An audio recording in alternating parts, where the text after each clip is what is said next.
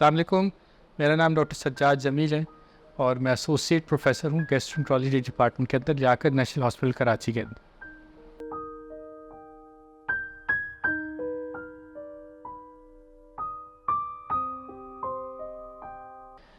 Work life balance जो है आजकल बहुत हॉट टॉपिक है पूरी दुनिया में और बहुत सारे लोग प्रोफेशनल लोग इसके बारे में बहुत बात करते हैं।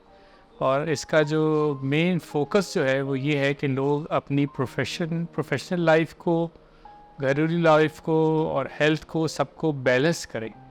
और ये एक बहुत मुश्किल टास्क है क्योंकि जिस तरह आजकल की मसरूफ़ ज़िंदगी में हमारा जो वर्क होता है, हमारा फोकस सुबह से शाम तक अपने काम के साथ ताल्लुक़ है, उसके साथ हमारी फैमिली के साथ ताल्लुक़ है। हमारी सेहत बहुत इम्पॉर्टेंट टॉपिक होता है कि हम सेहत पे कितना तवज्जो दे रहे हैं, अपनी डाइट पर तवज्जो दे रहे हैं।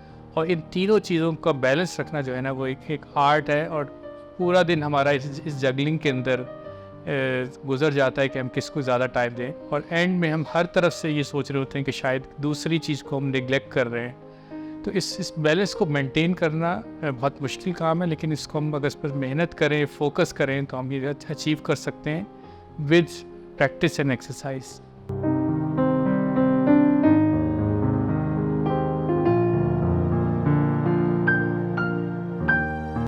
अच्छा, वर्क लाइफ बैलेंस अगर हमारा नहीं है, हम किसी चीज़ पे ज़्यादा फोकस करें, अपनी सेहत पर तवज्जो ना दें और काम पर तवज्जो ज़्यादा है, तो उससे बहुत सारी पेचीदगियाँ पैदा हो सकती हैं। उससे फ़िज़िकल हो सकती हैं, मेंटल हो सकती हैं।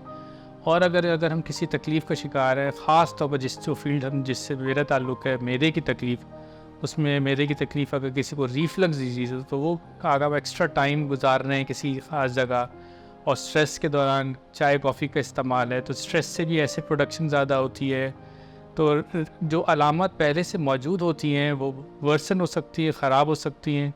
तो उसमें आपको दवा की ज़रूरत ज़्यादा पड़ सकती है। हो सकता है आपको मुआलिज के साथ रब्ता ज़्यादा करना पड़ जाए। तो अगर आप बैलेंस नहीं रखेंगे तो आपकी फ़िज़िकल अलामत बढ़ सकती हैं। दूसरा ये कि मेंटल अलामत, आप ओवर स्ट्रेस्ड होंगे, डिप्रेस्ड होंगे, एंग्जाइटी होगी, तो ये भी आपकी मैदे के अलामत, चाहे मैदे के अलामत रिफ्लक्स हो, चाहे डिस्पेप्सिया या तेज़ाबियत हो या IBS हो, ये तीनों अलामत जो हैं ये वर्क लाइफ इम्बैलेंस से वर्सन और ख़राब हो सकती है।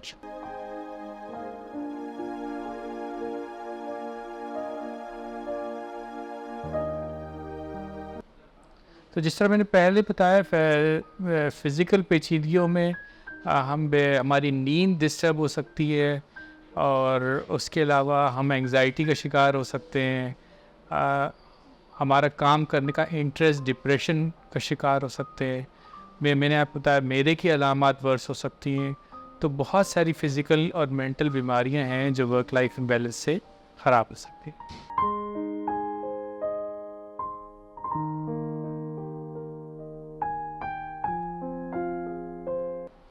अगर किसी को वर्क लाइफ बैलेंस, सबसे ज़्यादा तो जो हमारी रिक्वेस्ट होती है पेशेंट से कि प्रायोरिटी इंसान को अपनी हेल्थ को देनी चाहिए।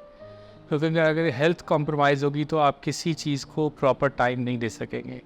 तो जो ऑपोजिट है, क्योंकि पेशेंट का लोग अपने काम में ज़्यादा बिज़ी होते हैं या फैमिली लाइफ में होते हैं, सबसे ज़्यादा जो कम तवज्जो दी जा रही होती है वो अपनी हेल्थ को दी जा रही होती है। तो हमारे पूरा फोकस ये है कि आपकी हेल्थ अच्छी होगी तो आप सारे काम अच्छे कर सकेंगे। अगर हेल्थ नहीं होगी तो पूरी फोकस करें कि आप बैलेंस डाइट लें, बर वक्त लें, लेट नाइट मील्स अवॉइड करें, एक्सेसिव सोडा ड्रिंक्स को, कैफीनेटेड प्रोडक्ट्स को अवॉइड करें। एक्सरसाइज के लिए टाइम निकालें। लोग हर चीज़ के लिए टाइम निकाल लेते हैं लेकिन एक्सरसाइज और अपनी सेहत के लिए बिल्कुल टाइम नहीं निकालते। और ये बहुत ज़रूरी है क्योंकि आप बर वक्त एक्सरसाइज की आपको मोटापे से बचा सकती है, आपको एसिडिटी रिफ्लक्स से बचा सकती है।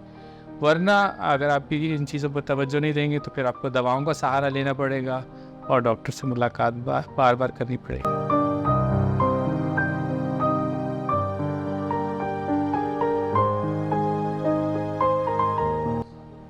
GERD की 2 ट्रीटमेंट ऑप्शंस हैं। पहली ट्रीटमेंट का मकसद अद्वियात हैं, जिसका मकसद ये है कि आप ऐसी अद्वियात इस्तेमाल करें जो आपके मैदे में एसिड की प्रोडक्शन को कम करें।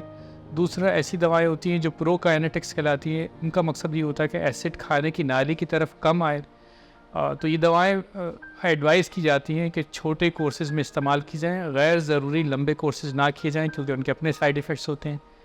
दूसरा जो सबसे अहम चीज़ होती है वो लाइफ़स्टाइल मॉडिफ़िकेशन है, जिसका मतलब ये है कि आप लेट नाइट मील इस्तेमाल ना करें। रात का खाना खाने और लेटने में 2 से 3 घंटे का वक्फ़ा हो, क्योंकि आप रात को खा के लेटेंगे। Late night heavy spicy meals जो हैं वो भी आपके खाने की नाली की तरफ एसिड की प्रोडक्शन को ज़्यादा कर सकते हैं और या सोजिश हो सकती है। तीसरा ये कि कैफ़ीन या चाय कॉफ़ी का ज़्यादा इस्तेमाल ये भी खाने की नाली की जंक्शन को लूज़ कर देता है, उससे भी एसिड खाने की नाली की तरफ आता है। सॉफ्ट ड्रिंक्स का इस्तेमाल कम से कम होना चाहिए, हल्की फुल्की वॉक होनी चाहिए और एक टाइम पर बहुत हैवी मील, ख़ासतौर पर रात का खाना बहुत हैवी नहीं इस्तेमाल करना चाहिए।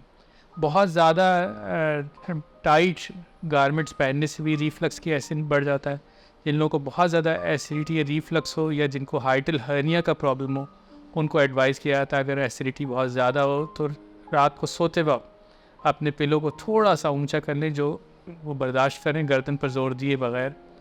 तो ये वो लाइफस्टाइल मॉडिफिकेशन है, अगर इनको अद्वियात के साथ इस्तेमाल किया जाए तो रिफ्लक्स की अलामात को काफ़ी हद तक कम किया जा सकता है।